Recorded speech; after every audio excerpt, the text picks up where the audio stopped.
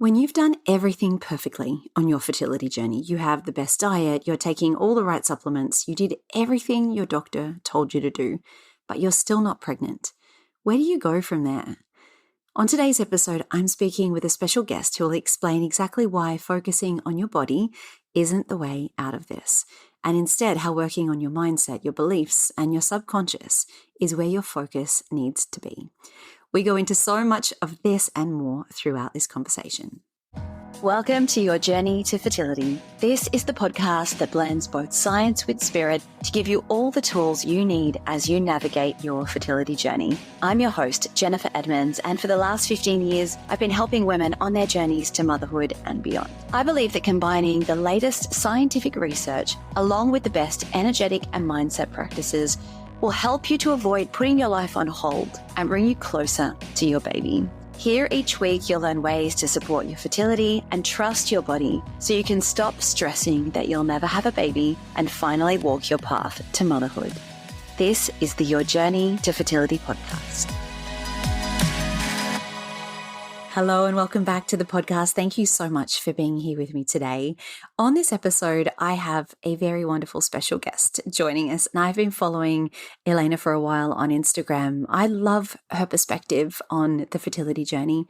And what I love most about her work is that she takes the focus away from what you need to be doing perfectly and rather how you can work with not just your body, but also your mind to understand what it is that you truly need on your fertility journey. Because so much of what we're told to do is all about, do this or do that, or we think that my body isn't working or all my labs look good on paper. So what is the problem here? And we never stop to ask ourselves what we really need on a deeper level, spiritually and emotionally. Elaina is a fertility mindset coach who supports women who have been struggling to bring their baby earthside. After years of struggling with infertility herself and many failed treatments, she decided to implement a series of new practices that would lead to not only a pregnancy, but to a complete transformation into motherhood. Elaina teaches women how to identify the sources of their infertility on an energetic level, as well as how to discover limiting subconscious programs. In her program, the Fertility Mindset Method, she supports women to not only uncover these causes, but to quickly rewire and clear them. Her mission is to help women see the true power they have over their own fertility and to deepen their intuitive connections to their innate wisdom. She leads with her heart and is passionate about supporting women on this journey to do the same. Elaina isn't afraid to get a bit woo, a bit deep and a bit spiritual. And in this episode, we speak about how she managed to fall pregnant herself after years of infertility, including 6 embryo transfers that weren't successful. We talk about connecting to your intuition and how to really listen to that when you're trying to conceive. We go into using visualization in a way that actually works. And we talk about some of the hardest things on this journey, which I think are gratitude and being able to surrender. This is such a beautiful conversation, and it's one that left me feeling so calm and so inspired. So I hope that it helps you to feel this way too. Here's Elaina. Elaina, welcome to the podcast. I'm thrilled to have you here. Thank you for your time. And I can't wait for this conversation because we've got some juicy stuff coming up. Can we start by learning a bit about you? Why do you do the work that you do? And can you share your fertility journey as well? Yes, thank you. And thank you so much for having me. I'm so excited to be here with you today. So, you know what? My journey, and it's funny because it seems like a lifetime ago now, but it was 2000 and where are we now? 13, 14 that I started trying my partner and I at the time, my husband. We kind of thought it would just be easy. We were like, you know what? Like, let's have a baby. I think we all do that, right? Like, let's just have a baby. We're ready for this. Can't wait. And then you get into it and you think it's going to be easy peasy because everyone in high school, be careful, use condoms. You're going to get pregnant like that. And so I came off my birth control pill and we started trying. And first few months in, nothing really was happening. And so we didn't think too much of it, but I ended up having some issues with my period where it just wasn't regular. And so I ended up seeing a doctor and he says, actually, you've got PCOS. No idea what that was at the time. So I was like, okay. So he's like, it just means like you're going to have to go and get some support probably to try and get pregnant through a fertility clinic. So at that point, he didn't really see, I know a lot of times they would tell us to wait for a year, and he didn't really see a point in waiting, knowing that I had that diagnosis. So they sent us off to a fertility clinic, and from their point of view, it was, oh, you have a really mild case, and you'll probably get pregnant like within a few months, just some Clomid, just you'll be fine. So I was not worried. I was like, yeah, okay, fine, I'll take these pills, I'll get pregnant.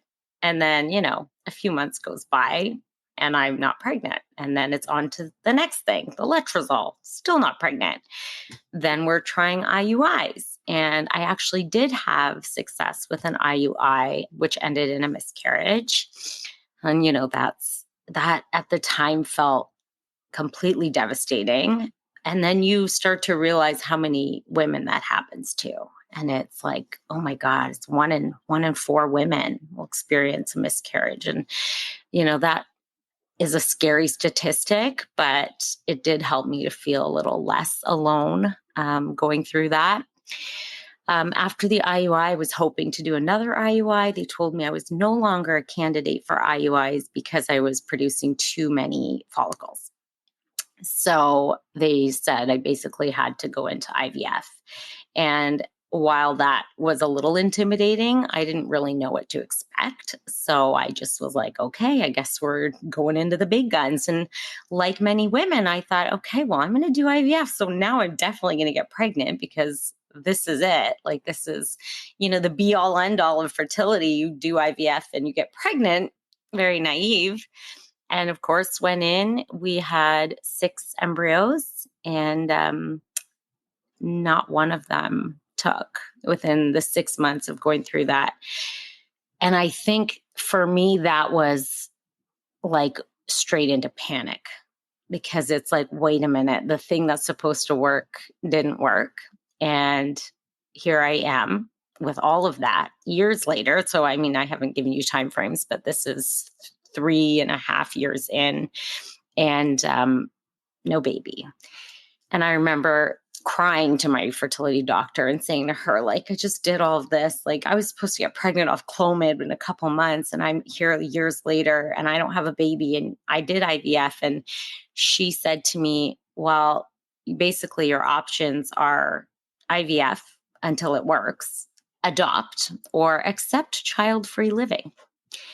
And that just didn't work for me. So I left there in tears, completely heartbroken, devastated. And I remember going home and just talking with my husband and being like, what are we going to do? Because I don't want to go through that again. Like, I don't feel like this is how it's supposed to be, to bring a baby into your life. And I went through it. I went through the hard part of that, the grief of having that not work.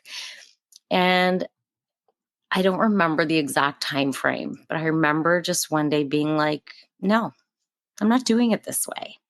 And I started to really come back to, I had always been someone who was very into woo-woo practices. I was the 10-year-old at the library taking out books on like magic and spirituality and like witchcraft and all these things, hiding it under my babysitter's club. And like, nobody will know.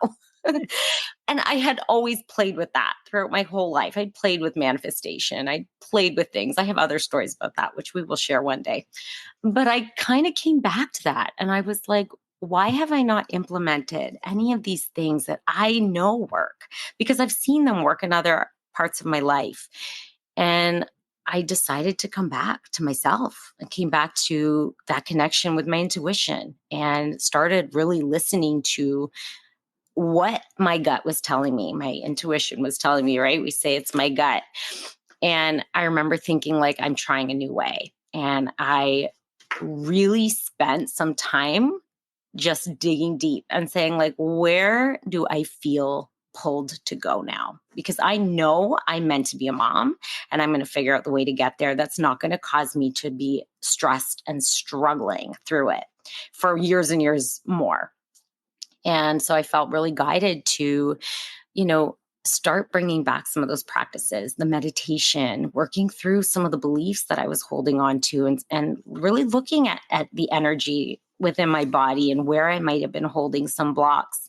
And I was guided to work with a naturopath who really supported me in terms of like just leaning into eating naturally and things like that, and just following, what feels good in the body, what kinds of foods do you feel guided towards, and that was really supportive as well. So within 6 months of doing that work, I was pregnant with my son. It was a natural IUI, so I had no medication. And the funny thing is, I never went back to that other clinic. But I kept saying to my husband, like, we got pregnant with an IUI. I know we can do this. Like, I feel like that's the right way. And I was so pulled to do that. But I also knew I did not want to take any more medications. I didn't want to do any more injections. I didn't want to do any of that. So I went to a clinic, and I had to go to a few before I found one who would listen to me and do things the way I wanted to do them. And I felt guided to do them. And so they were hesitant. But I did find a clinic who said, we will monitor you for a couple of months and we will let you do this your way for a few months and see. But if nothing happens, then we can't just keep doing that. You've got to, follow protocol. And like I said, IUI, natural, and I was pregnant, and it was amazing. And so ever since then, I'm like, why do more women not listen to themselves and follow their heart, it's all in there. And we're just so tapped out because we're so tuned into everything outside of us that we're really missing what's going on within. And I feel like just in the last few years, I felt so called to, why they're not doing it. Maybe they don't know that this is possible. And that is why I'm doing this work. That is why I felt so called to really bring this to attention of other women who are out there who are suffering, because it's awful. It's so painful. And I keep thinking, like, it's actually, we don't have to go through it that way. It's not going to be, a piece of cake and a walk through the park, but it doesn't have to be eating peanut butter in your pantry, crying tears for an hour like it was for me. And so I just want to do this to offer a path where there is some light and it's not so heavy.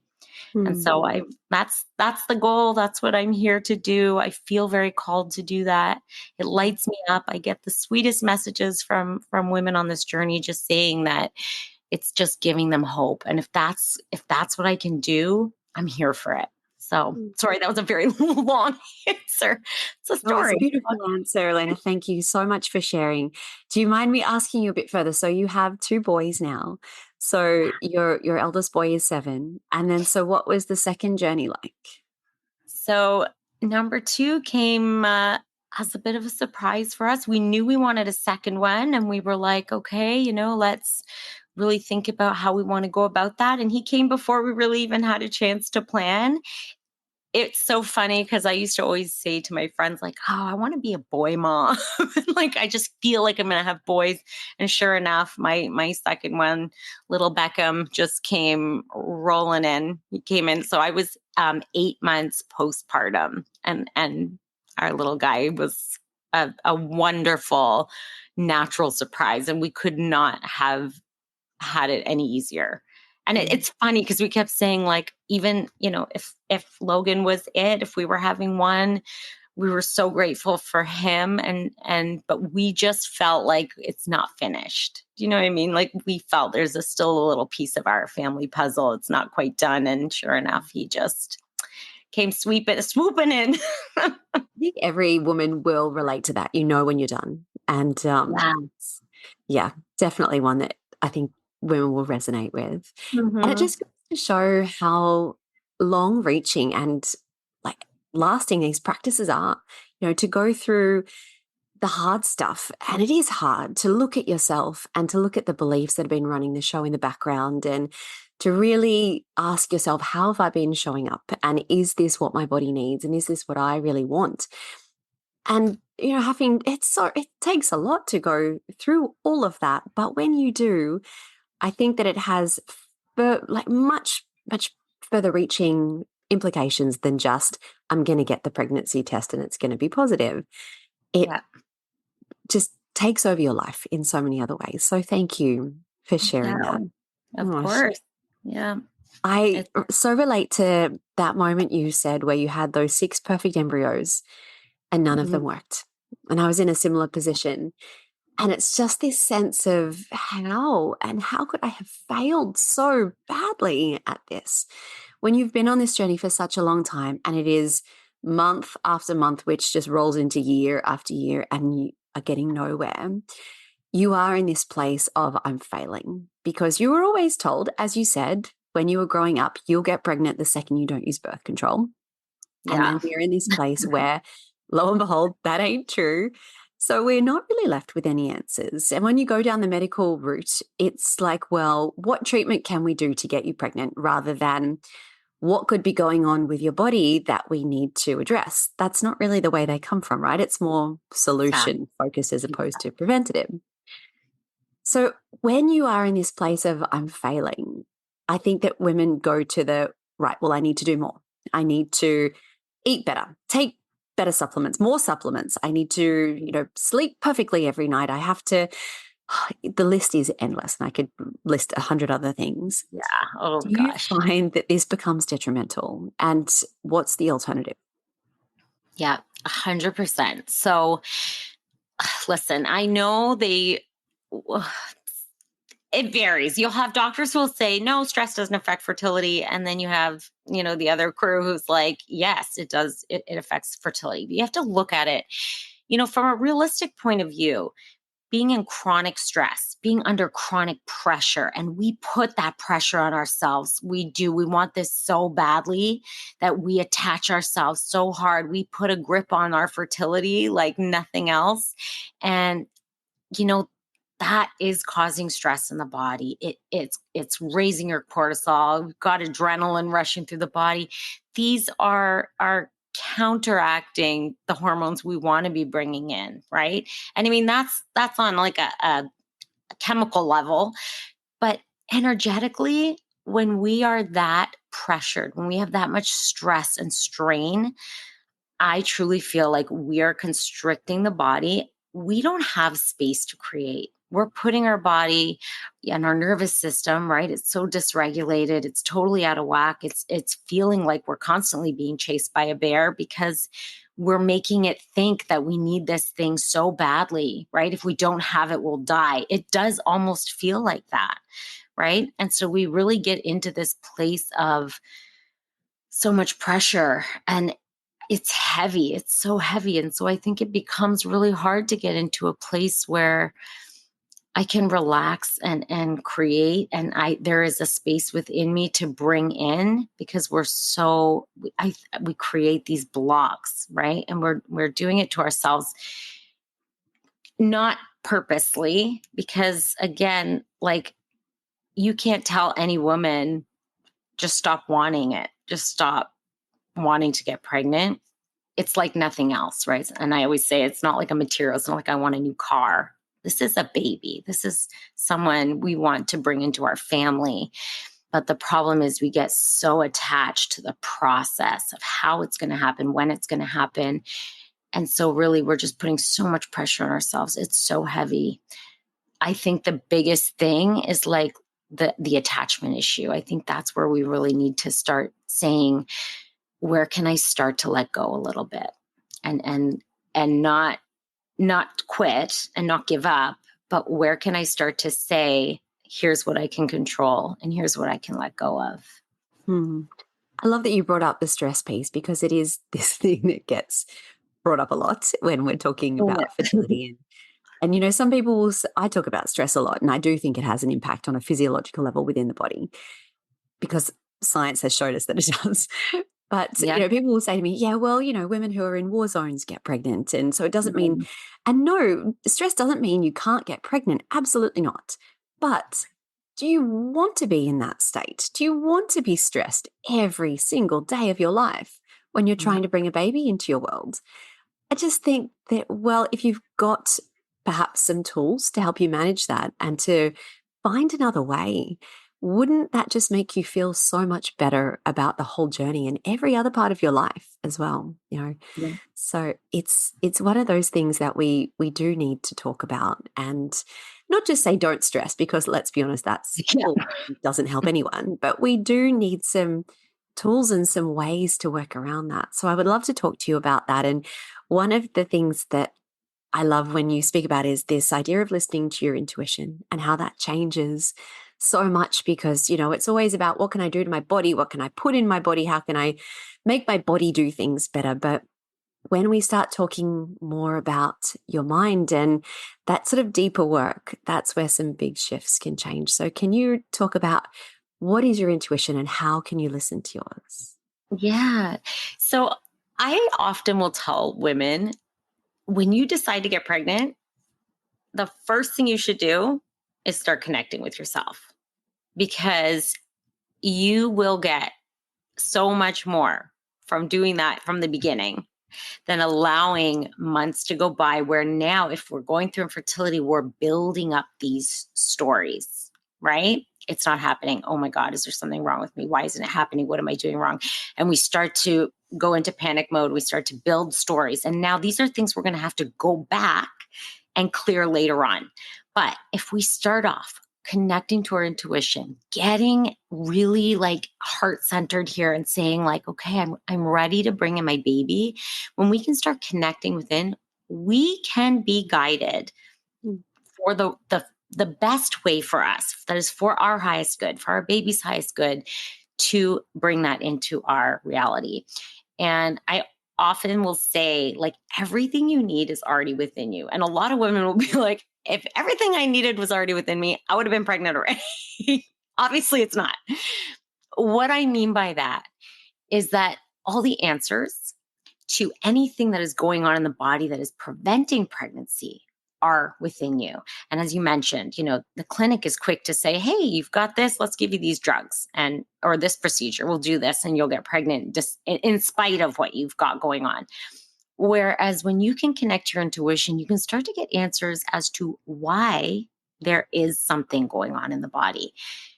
I am a firm believer that the things that we are manifesting physically in terms of a diagnosis when it comes to fertility are beginning with an energetic block, which, I mean, this can be anywhere in the body. It's not necessarily with the reproductive organs, but there can be energy in the body that is blocking this flow of energy. And a lot of it too can come from these limiting beliefs that we have, or, you know, just anything that, and it can go back so far in life that half the time we don't even know where this is coming from. But it's this repetition of these stories that we're telling ourselves, these stories that we've believed that have caused these energetic blocks, which are now showing up as physical symptoms. This is the body saying, hey, there's something wrong here, right? We're not getting pregnant. There's something going on. I'm trying to show you why we're not getting pregnant, because there's something we need to work on. And if you want to find out what that is, number one fastest way to do that is to be connected to yourself. And so to me, intuition is like this whisper of just, hey, I'm really connected to you and to something outside of you, and I want to guide you. It is the North Star, right? It is, let me show you how to heal yourself. Let me show you how to find the answers that you need to get where you want to be in life. And when we can connect to that, there is so much power there. And I truly believe that that is number one first step to anything when it comes to healing, when it comes to bringing anything into your life that you want. You've got to have that connection. My favorite way, and I know it's a lot of resistance for many women, but meditation is my number one way. And it is the way that I usually recommend to women to start connecting, is just get still, get quiet, Mm. be okay I with it. Yes, I so agree. Meditation is magic, isn't it? And it's hard because we don't like being alone with our thoughts a lot of the time. We No, we don't don't. know what's coming up. A Yeah. question I get asked a lot is, how can I tell the difference between my intuition and my fears and my thoughts, my doubts? Mm. How do you know what's what? Yeah. I think it's different for different people, to be honest. For me, I sometimes I can feel fear very deeply. And many people will tell you, like, yeah, I feel it in my stomach. I've got a stomach ache. I feel in my chest. I feel tightness. If something feels heavy, tight, tense, constricting, that is often fear, right? Trying to say, hey, something's happening. We're not safe here. Let's stop. As opposed to, someone would be like, oh, well, like that's my gut saying no. It can be hard to differentiate between the fear, physical fear, and then that feeling where it's like, is that my gut? Is that my intuition trying to stop me from something? And this is why I think it's so important to build that connection, because once you start to really connect with your intuition, it will speak to you in a way that you will begin to become familiar with it. So I think if you're not truly connected, it can be hard to figure out which is which and to decipher the fear from the intuition. For me, if it feels scary or like I said, heavy or dense, that's not my intuition. Because even if it's a no, even if I'm asking a question and I want to be guided, and even if it's a no, it doesn't come in the form of fear. It comes in the form of this isn't the time, or it's a very gentle, it's the way your best friend would say no, right? Like you ask them to do something for you and they're not going to do it because they know that that's not best for you. They're not going to be like, no, and start making you freak out and like, screaming at you and making you feel awful. They're just going to say, you know what? I would love to do that for you, but this isn't the right time, or this isn't the right way, or I think of your intuition like your best friend, right? If it feels like it's coming from a place of love, like they are looking out for you, that's your intuition speaking. If it feels bad or scary or heavy, probably coming from fear. But again, this being able to decipher that really does come from connecting and making that connection over a period of time where it does become familiar to you. That's the other thing about these practices, isn't it? We want the quick fix and we want to Yeah. meditate for 10 minutes and have all the answers, but it's sadly not the Nothing. way things work. Wouldn't that be fun? You're right. It does take Yeah. consistency and time. You talked Yeah. a little bit before about these limiting beliefs and these energetic blocks. And this is one of the ones where I think people misunderstand as well, because we come across things like affirmations on the fertility Mm. journey. It's like, well, I need to do my affirmations. And Yeah. you can look at yourself in the mirror all day and say, I am fertile. I'm going to be a great mother. Everything will work out fine. But if your unconscious mind doesn't believe that, it isn't going to make any bit of difference, is it? No, So, how do we actually get our subconscious to believe it? I know. It'd be so nice if we just I I love the phrase your word is your wand, but you got to have some power behind that. Mm. And so yes, when it comes to listen, I love affirmations as much. I created my fertility deck of affirmations. I love them. But here's the thing, and this is what I do with the deck. I'm sure you've seen on my Woo Woo Wednesdays. We pull a card from the deck, and I use it more as an oracle more than anything else, because to me, yes, this is an affirmation that would support us, but it's only going to support us if we really understand what's going on within us first. So when we want to work with an affirmation, I am fertile. I'm so happy and grateful that I am in the process of becoming a mom. If you inside are beating yourself up and saying, my body sucks, it's not doing anything it's supposed to be doing, no matter what I do, it's not working. I have never been pregnant, whatever it is, you're battling yourself. And so you're trying to fight now your conscious mind, which is like 5%, this 5% of your life versus your subconscious, which is running most of your life, because those are the programs that we've had for the longest time, right? Since we're little kids, we have these programs running through our mind. You're not going to win. If you're just using your affirmations, your words, and you're trying to battle these things that have been built, right, cemented into our neural pathways, you're not going to win. And so as much as we want to use an affirmation, we have to do that deeper work first. You'll know if you say an affirmation, you'll know right away if that feels true for you. And if it doesn't, that's telling you something. It's saying, hey, why doesn't this feel true for me? Why don't I believe this? Why don't I actually feel happy and grateful when I say I'm happy and grateful? And it's because there's something else going on. The rewiring work is important. It is actually in my program, number one is we connect. Number two is we rewire. And so it is all about finding what is going on with your belief system. What are the things that are cemented that we have to break down? Like we want to get in there with a jackhammer and start smashing up some of those cemented pathways and saying, like, no, this is out. We're not going to believe this anymore. These are stories we've been told. We're getting rid of these and we're going to start putting in the beliefs that serve us. So the affirmations come in when it's time to recreate the new pathway, right? We can't use the affirmations if we haven't done that rewiring work and really figured out, what are the things we're believing that aren't serving us. Let's get rid of those first. Then let's come in with the affirmations and start to really do some rebuilding. That's such a good way of explaining it, because these long-held beliefs, I think originally they would have just been thoughts once upon a time, but we have thought them so often and for so long that they've become these ingrained beliefs, don't they? Like, I'm too old. It's never going to happen.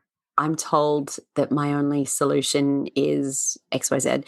We get told these things so often and they're so deeply personal that we do believe them after a while. But when you break them down, you're right. We don't need them. They are just thoughts. And you don't even realize all of these things that you believe, don't you? When you really get into it and you bring up all your fears and you start breaking them down, and it's scary and it's hard. And we don't want to look at our deepest, darkest thoughts and have to No. That's why we don't do it. Fine. I don't do that. Thank you. I agree. The power of your words and your language is incredibly important, but not if it's just surface level. So thank you for sharing that as well. Yeah. I love how you talk about visualization practices, and this is something else I find really effective and just really lovely. It's one of those things where you don't have to be feeling miserable 24 hours a day. You don't have to. You can choose not to. Choose. My favorite word. Exactly. Let's try 5 minutes and you can go back to being miserable if you want to. That's fine. But maybe for those 5 minutes, you don't have to be. And it can make such a difference. So can you talk about what kind of visualization practices really work and why they work? Yeah, you're so right too, right? Like choice. People, we have a choice. It doesn't feel like we do, but we do. And sometimes you have to choose these practices despite of, like, oh, I don't feel like doing that. I don't think that's going to work. Just choose, just try it, right? You have nothing to lose. I promise you that. So yeah, visualization is, for me, that's one of my, did a lot of visualization on my own journey. For me, it was a lot of like very magical, these visualizations that felt like a dream. And for me, I would do them that way because that felt very relaxing, very beautiful. It felt like I was meeting my baby before they got here. Like we were meeting in this limbo, right? This beautiful place of limbo. Like you're not quite here and I'm not there, but we can meet here in the middle until you get here. And so the visualizations that I create for the program, and I've got the baby bundle, which is my favorite, they're pretty magical. One thing that I will say, I know a lot of women will be like, okay, well, I'm visualizing myself pregnant all the time. And listen, that's powerful. It is. I have a client and she will put pillows under her belly and she'll look in the mirror and she'll be like, I love looking at myself and I can see myself pregnant. And I'm like, yes, that lights you up. That makes you feel good. You're excited. Do that. But another really important part of this is we want to make sure we're not only visualizing the process, is that we're visualizing the outcome. Listen, we all want to get pregnant and have that experience of that being the way our baby comes. But what if that is not the way your baby's going to come to you? What if it's through surrogacy? What if it's not through, a certain procedure or a certain way that you imagine it? And you're closing yourself off to that because you see it as it has to look like this. So while, yes, visualize yourself pregnant if that feels good for you, if that brings you joy, do that. But I also will say it's really important to just see yourself with that baby, with that child down the road. I used to even visualize myself at my son's wedding, which was like, I didn't even have a baby. I wasn't even pregnant yet. And I used to visualize like dancing with him at his wedding. It's about seeing the life you want with them and not just this experience of pregnancy, because at the end of the day, you don't want pregnancy, you want a baby. And so that's a really important part when we talk about visualization. We are doing some reprogramming work in the subconscious when we visualize. And so it's really important to show the subconscious mind that, we do want the pregnancy, but most importantly, we want this outcome. We want the baby. We want to be holding our baby, taking our baby for walks in the park. We want to see what it's like to experience their first Christmas with them, or, the time they meet family for the first time, or, the first day of school, walking them to school, like all of these things that you're excited about being a mom. I think those are the things that we miss because we're so caught up in this process of I need to visualize myself pregnant or telling my husband I'm pregnant. But there's so much more. And I think we need to bring in more of that as well. I think that's really important. Mm. And there's a reason that athletes do this, right? I say to all the time, like, listen, you've got athletes who are making millions and millions of dollars. They are doing this. So don't tell me it's not effective. It's not, it doesn't work. This works. Mm. I share with my clients, my students in the program, I tell them this one story about how I used to visualize this one thing. And I don't know what it was about this particular image that I used to just keep seeing. And it was me carrying the car seat with my baby up my parents' porch to their front door, bringing him to their house for the first time. And I don't know, I guess it's because it was my childhood home. I don't know what it was about it, but I used to that was something I used to daydream about.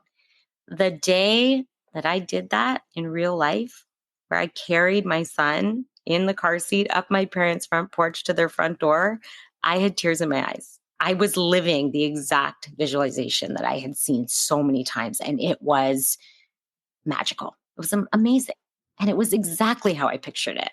The exact car seat that I pictured, blue, like it was crazy. So, like, it's important. It's important to see those things in your mind first. It makes Mm. magic. I truly believe that. So It is you must magic. you must have stories of that, of the visualization. Like Oh, I get, absolutely. And I right? think that when you look back on it, we all do.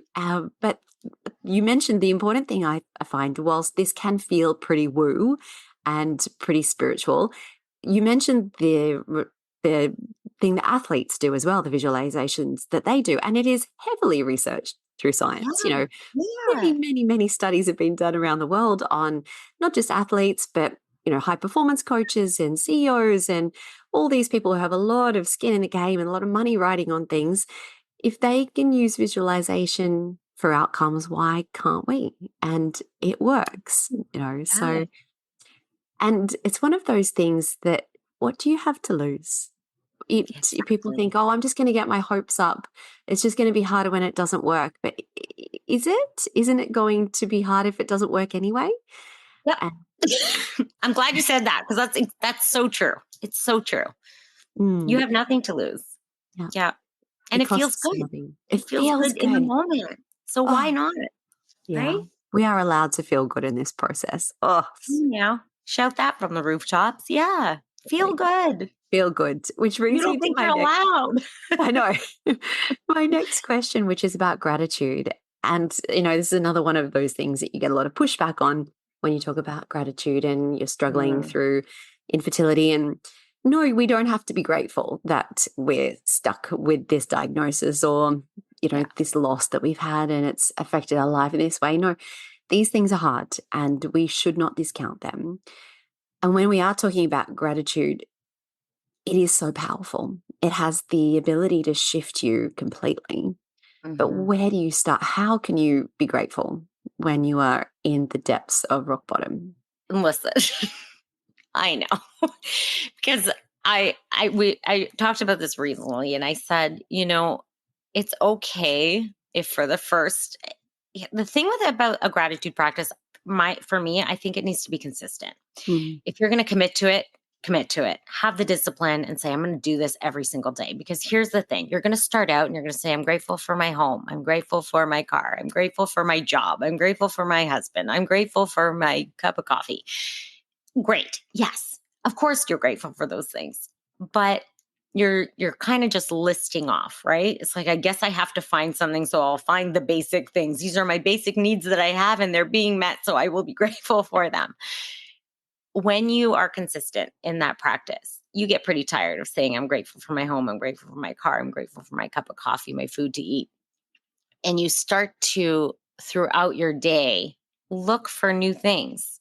What else is going on? Like, what is it about? Where have I gone today in my car that I could be grateful for? What did I experience today? And, we start to look for more things, right? To be grateful for, and you will find them. You will find more than you can count if you want to look for them, if you choose to look for them. And those things, those little things, those smaller things that you can find throughout your day to be grateful for, those are the things to me that make the biggest shift when it comes to your vibration, to your energy. When you start to say, wow, like I had a conversation with a woman in the grocery store in the checkout line at the grocery store today. And maybe you made her laugh, and like seeing her laugh just made you feel really good. That is going to carry you energetically a lot farther than saying, I'm grateful I have a bed to sleep in at night. Okay. And like I said, it's once you start to shift into finding those things to be grateful for, that you will find them more often and you will experience them. And when you do, you will notice them. You'll have that awareness of, hey, like I had a lot of really great moments today. And you'll catch yourself in those moments being grateful. That can change everything. Grateful heart is a magnet for miracles. I say that it is. I have a stone outside in my backyard with that engraved in it. That is, and it's true. It's so true. Mm. I love that because it is gentle and easy, and it's not about being grateful for everything all at once, which Yeah, you're right, that seems overwhelming. it And does. Find it 10 is, things. It's like, I don't have 10 things. I don't know. I feel awful. I don't want to do that. Um, but it's one of those things that you don't want to have to do every moment of the day. But it is Yeah. that consistency that changes things. And, like we said before, you can go back to feeling crap afterwards if you want to, Mhm. but maybe for a moment, give yourself another way to feel it Yeah. that time. It And listen, does make yeah. such a difference. I get this argument a lot too, where it's like, this is toxic positivity and trying to be grateful all the time, trying to visualize happy things. And yeah, it doesn't mean that you're not going to have a shitty day. And it doesn't mean that sometimes you're not going to just melt into your tears for hours at a time. That's okay too. That's okay too. Absolutely. Move through those emotions. You have to, because that will create more problems later on. But in the times where you can choose and you say to yourself, maybe there's a choice here I can make, try to choose something else. Try to choose something that feels good when you can. And it is Mm. about when you can, because yeah, it's not going to be all day. Listen, I had a lot of, even when I had shifted everything and taken this new path to my fertility, there were still days where like I said, for me, it was a jar of peanut butter and a spoon sitting in the pantry crying for an hour at a time, texting my best friend or my husband, like, oh, I don't know, it's still not happening. Like, we're still going to have those days. It's not magic, like, turn it off and all of a sudden it's all easy peasy. But, it sure does make it easier when you can choose that sometimes. We are still human. Right. That's Yeah. You come with all the emotions. We're supposed to mm, feel them all. we are. We are. Yeah. My last question for you, Elena, is around this idea of being able to surrender. And it's such a Mm. beautiful concept. And it always Oh, it makes me want to cry when I think about surrendering into the hard stuff because it was one of the hardest things that I ever had to do. How do you even get to a place of surrender when you're trying to conceive? How do you get to that place of saying, I'm okay with where I am? I trust that what I want is on its way. Doesn't have to Mm. be tomorrow, doesn't have to be next month, but I know it will come. How do you even get to that place? Yeah, that is the easiest thing to say and the hardest thing to do, right? It's like just surrender, let it go, detach. And but how? Because again, like we want this so badly. We are desperate, right? We want this baby. Like it's like nothing else. I will say one way is again coming back to that connection to your intuition. And when you are so connected and you can start to trust in something beyond what's happening physically, it does make it a little easier. You'll start to receive, and again, I'm going more woo woo, but that's me. That's how I coach. That's how I come into this. You will get the signs. You will get, the guidance when you trust that this is being taken care of. Now, with that being said, I know that that's not always easy. So one thing, I try to look at it in a different way too. And I did an episode on this too. This was a little more out there. But if you can start to look at, maybe it's not just about me, and maybe it's actually a little bit about my baby too, it starts to allow you to look at your fertility as a place of already being a mom and doing what is needed by your baby. Does that make sense? So it's like I am bringing in this little spirit, this little soul into a 3D physical earth, right?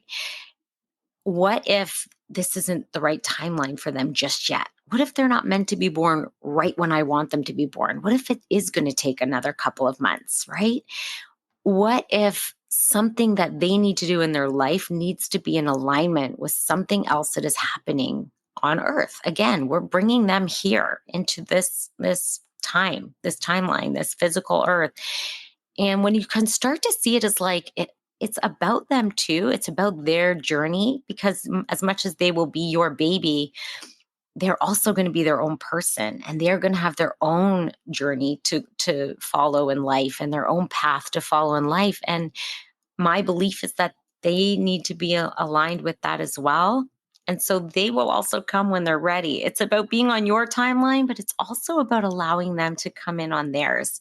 And when you can look at it that way, it's a bit of a mindset shift to be able to see it that way. But if you can, it actually brings you into that embodiment of motherhood much quicker to say, I'm going to do this for my baby. I'm going to start to let go a little bit.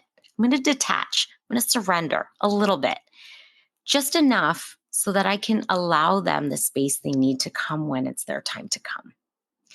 And while that might not seem like enough, you would be surprised when you look at it that way, how quickly it brings a little bit more peace to the body and ease to the mind. And I think that's something we really overlook, that it's not Yeah. just about us, is it? It's about this little being.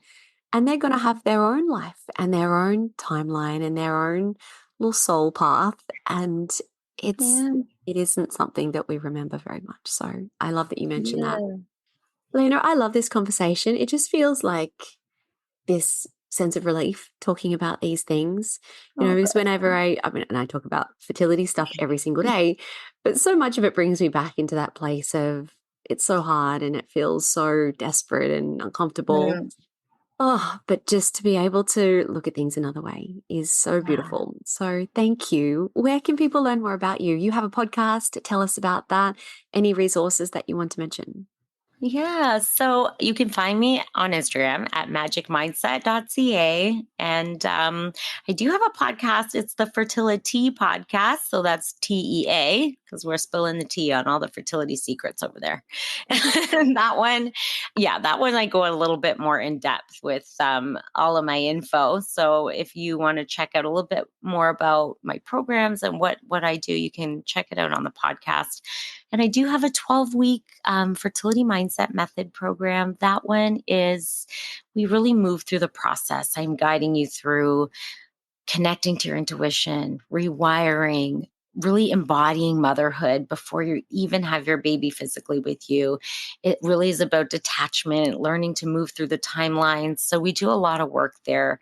It comes with a lot of meditation, guided visualizations, all the things. And actually, right now, I know you're in Australia, so you're not in the fall season, but over here in North America, we are in our autumn equinox. And so I do have right now the Fertility Magic Bundle, and it is like a magical, it's the wishing well meditation. It comes with a workbook and some fall affirmations. So you can check that out. Just DM or comment magic on any of my posts on Instagram, and you'll get the link for that. Amazing. And I'll add links to all of those Yeah, in the show notes as well. amazing. Thank you I'm for so being happy here. to be here. Thank you so much for having me. Thank you so much for listening right to the end of this episode. Isn't she wonderful the way she explains these concepts? And if you want to learn more about Elaina's work and her podcast and all of her resources, you can find everything in the show notes. Remember, if you found this episode helpful, please share it with someone. I always find that it's the people you don't expect might be the ones that benefit from knowing that these resources exist. Now, on the next episode of the podcast here, we are speaking to my friend Emily Barker, who is a registered nutritionist, and she's going to be explaining how you can approach nutrition and things like supplementation when you're trying to conceive without getting overwhelmed and without feeling like you have to do everything perfectly all of the time. So until then, I am sending you all my wishes as you continue your own journey to fertility. The most common thing I hear from students who are on their fertility journey is that the stress of trying to conceive has taken over their life. Your days end up being filled with endless appointments, navigating pregnancy announcements. You're trying to eat right, take all your supplements, and it is all you think about from the moment you wake up. I designed the Element Fertility Yoga course to support your body, your mind, and your mental health in 3 important ways: to synchronize your hormones, increase circulation and blood flow, and to help regulate your nervous system. But on top of this, the greatest gift that you can give yourself throughout this journey is a sense of peace, to help you calm your mind and just make this process feel easier. Every single one of my students tell me that this is the first thing they notice after starting a yoga, meditation, and breathwork practice. But on top of this, you have the amazing benefit of actually supporting and increasing your fertility. Studies have shown that those participating in Mind-Body programs as they're trying to conceive have success rates 3 times greater than those who don't. The course I've designed walks you through natural conception as well as fertility treatments and IVF cycles. And the best part is you can work through it at your own pace in the comfort of your home. The practices start from just 10 minutes per day. To learn more, visit elementpilatesyoga.com or see the link in the show notes.